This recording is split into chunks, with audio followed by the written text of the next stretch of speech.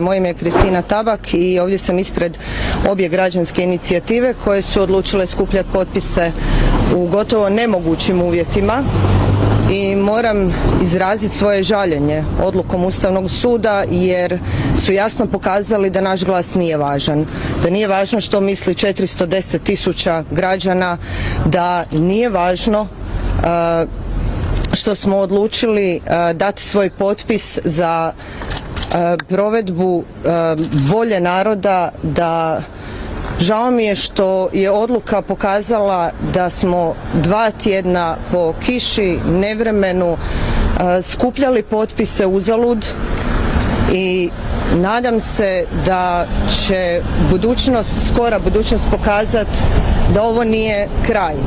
Ovo je tek početak i s tim ste pokazali da za svoju slobodu se očito moramo jače boriti i biti glasniji. Hvala vam. Jučerašnjom odlukom Ustavni sud nema smisla uopće niti postojati. Jučer je Ustavni sud, odnosno većina članova Ustavnog suda donijela odluku koja nema uporište niti u Ustavu, niti nekakvim pravnim argumentima. Zašto? Zato što su referendumske inicijative koje su građani predali bile čiste kao suza, utemeljene pravnim argumentima, utemeljene na Ustavu. I oni su to znali. Oni su znali da nemaju apsolutno nikakvog argumenta i onda su rekli na stranu svi argumenti, mi ćemo danas biti glasnogovornici Vlade Andreja Plenkovića, vas 400.000 ljudi, vi ste glupi, vi ne razumijete šta ste potpisali, to je argument s kojim su oni srušili referendumske inicijative i od danas mi možemo raditi što nas je volja. Ne interesira nas Ustav, iako smo članovi Ustavnog suda, ne interesira nas niti pravni argumenti, iako smo pravnici, radit ćemo što nas je volja, opravdat ćemo povjerenje, vratit ćemo dug koji su oni stvorili u trenutku kad su postali članovi Ustavnog suda, duguju to HDZ-u i SDP-u. Nije nas briga za narod, nije nas briga za građane, nije nas briga za izravnu demokraciju, nije nas briga za parlamentarnu demokraciju, briga nas je samo za svoje fotelje. To su jučer članovi Ustavnog suda poručili građanima ove države. Vas 400.000, vi ste glupi. Kratko jasno. Zbog toga ovakav Ustavni sud ne treba niti postojati. Ali ja bih molio da se ljudi ne razočaraju, da ne odustanu, jer jedini koji će se radovati i smijati u trenutku kad ljudi odustanu je Miroslav Šeparović. Onaj koji ih je proglasio glupima. Pa evo ja bih vas molio ljudi, nemojte odustajati iz razloga što ako oni pripremaju svoje akcije za 9. mjesec, pripremamo i mi svoje, jer ćemo imati odgovor. Kao što smo ga imali ovaj put, svaki put kad oni pokušaju raditi bilo što na štetu i kršenje ljudskih prava i sloboda u Republici Hrvatskoj, mi ćemo imati odgovor.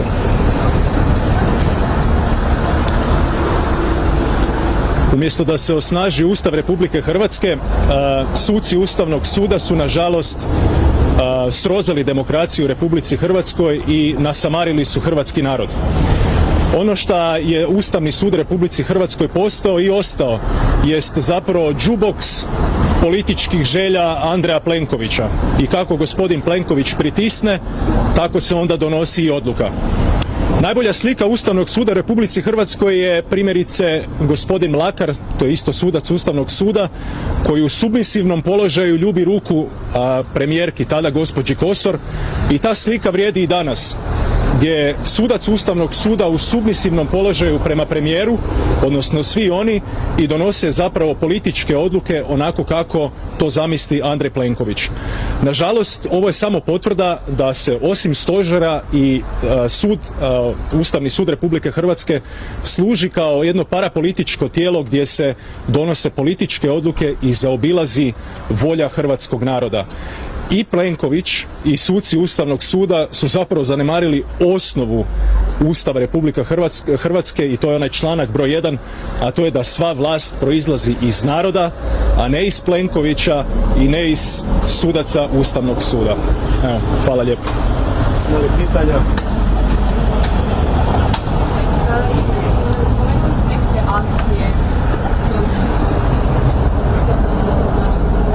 Onima koji su ovakvom akrobacijom pljunuli u lice hrvatskim građanima, sigurno nećemo otkrivati svoje karte. A bit ćemo spremni, kao što smo bili spremni i sada. I pozivam ovom prilikom sve hrvatske građane da nam se pridruže, da se počnemo povezivati kako bismo mogli pružiti još snažniji otpor. A ovaj njihov očajnički potez samo pokazuje, dakle, koliko su u strahu. Jer ovakvu akrobaciju koja nije utemeljena u hrvatskom ustavu sigurno ne bi izveli da nisu u strahu. Što očekujete da će biti na jesen, s obzirom da evo i liječnici govore sada trenutno nemamo nikakvih mjera, ali bi one eventualno mogle biti s obzirom da koronavirus i dalje postoji? Odnos prema epidemiji, odnos prema virusu ovisit će o našem odgovoru. Vidimo da je sada rat u Ukrajini, virusa nema, iako je virus i dalje prisutan, ali te histerije, tog ludila, te panike nema. Kakav bude naš odgovor i koliko bude snažan naš odgovor, takav će biti i odnos ove države, njenih institucija prema epidemiji. Ja želim da to građani znaju, da toga budu svjesni, a ovi 400.000 potpisa i dalje stoji nad njihovom glavom. Nisu se tako lako riješili činjenice da su to ljudi potpisali i oni su toga itekako svjesni. Kako ste doživjeli jučer istup? I Ustavni sud i HDZ i oni koji će donositi mjere u budućnosti. Kako ste doživjeli jučer? Jedan.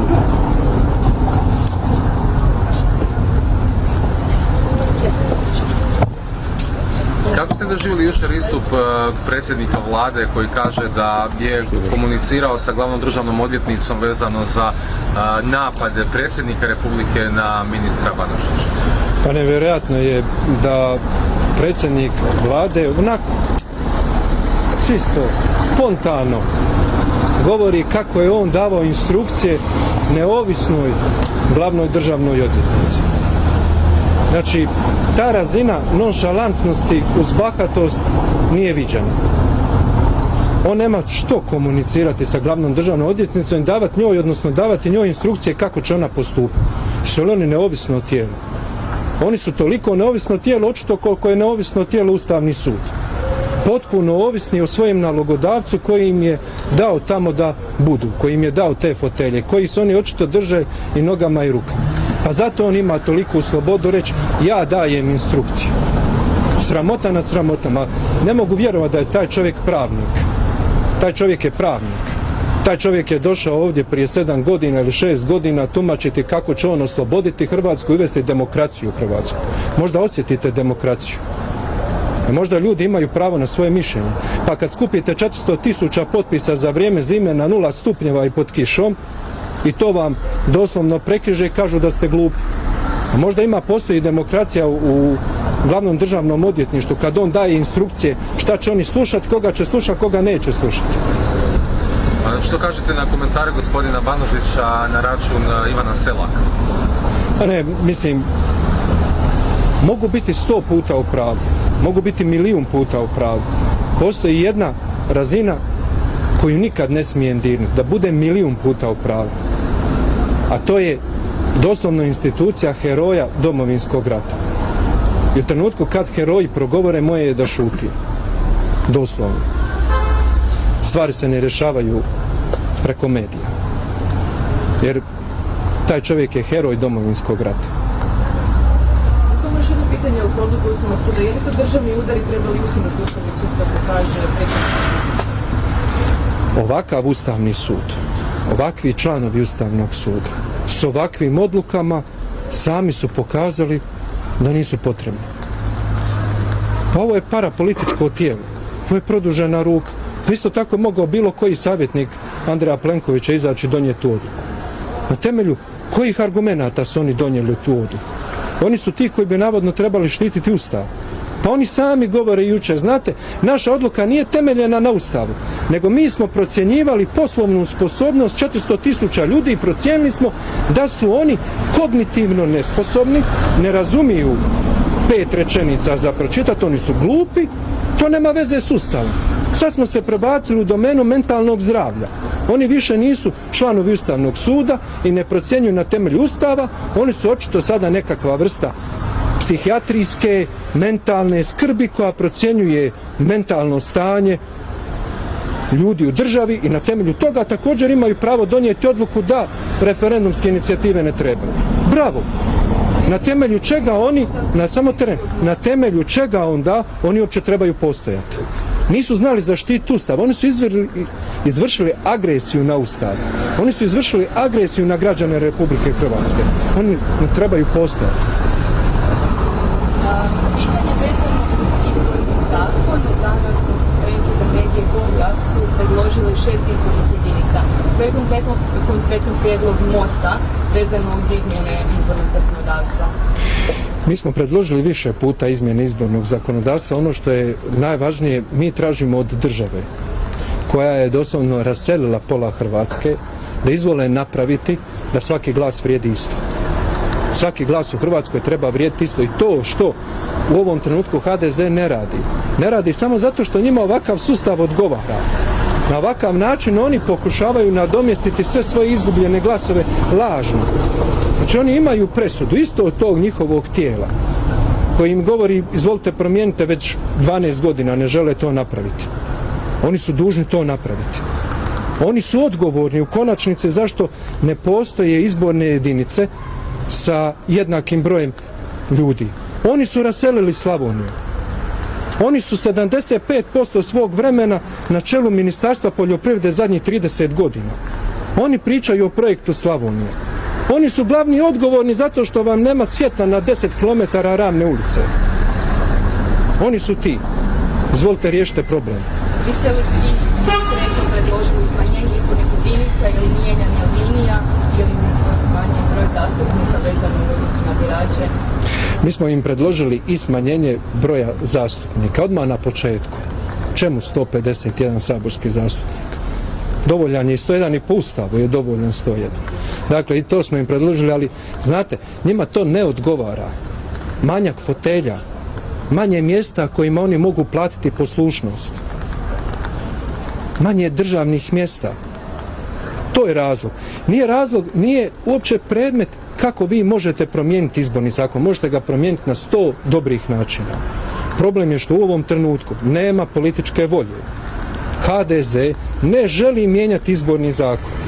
Njemu je ovakav izborni zakon dobar. Ja neću trošiti svoje vrijeme objašnjavajući točno u izbornom zakonu mjesta, znate, možemo promijeniti to i to. Ljudi, nećemo promijeniti ništa.